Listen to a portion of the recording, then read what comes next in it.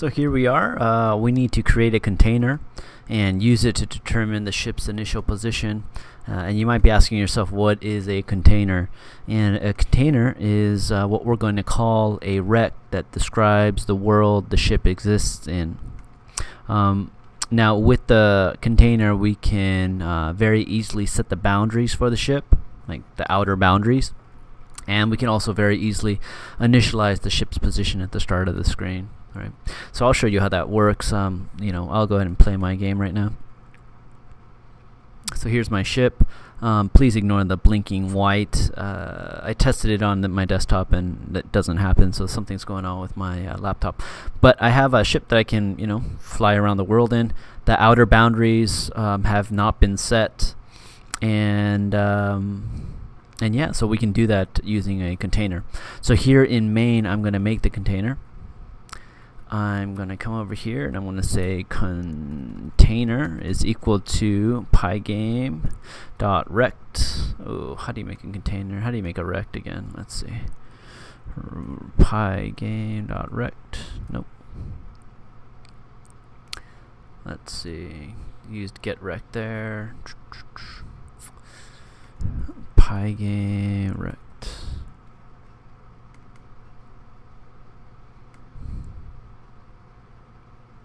Okay, so I think it's pygame.rect. Let's see, where am I? Pygame.rect, and you need to pass it in the X and Y position, and the X and Y position of this rect is going to be the top left corner of the screen, which is 0, 0. So I'm going to say 0, 0, and then I need to put in the width and height of the world. Right. So the width and height of the world is right here, win width and win height. So I'm going to come in here and I'm going to say win width, win height. Right. All right. Well, okay. Well, great. Now I have this rect called container, and it describes the world that the ship is living in. All right. So what you probably have done is you made a ship class. And you had two arguments, right? You had X position, Y position. So when it went to the constructor for the ship, it used that X position and Y position to set the value of the rect X and Y to those values that you're passing in, right?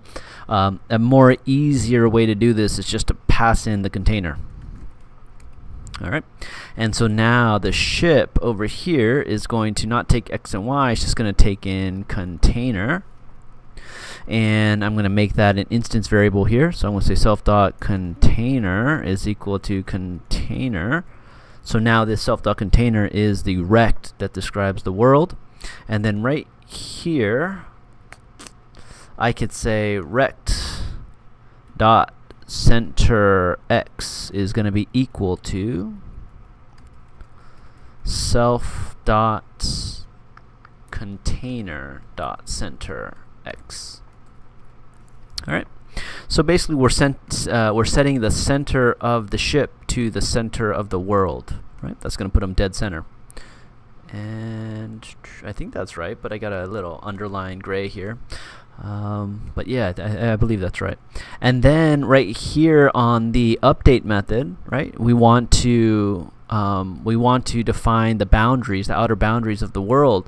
And so a very easy way to do that is to use IP clamp, or I believe it's clamp IP. Is it here somewhere?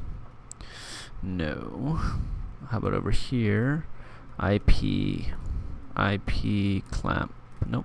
Clamp IP. Nope. Ooh, where is it?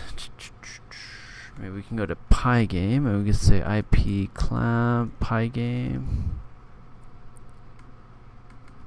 Clamp IP.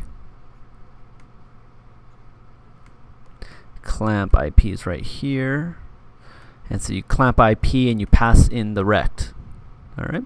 And so what is that going to do? It's going to move the rectangle inside another place. So basically it's going to keep it in place. Keep this, watch. I think this is easier if I just exemplify it. So I come over here to Raiden and I say self dot rect dot clamp IP, and you pass it self dot container. I'm going to save that. I'm going to run it.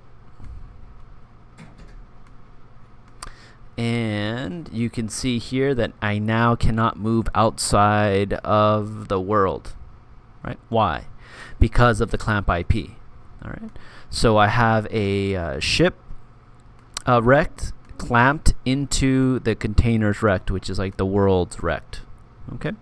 And then I have center X set to the center X of the container. That puts it dead center. What I forgot to do is to do the Y position. So I'm going to self.rect.y is going to be equal to self.container dot bottom minus 3 times self.rect.height.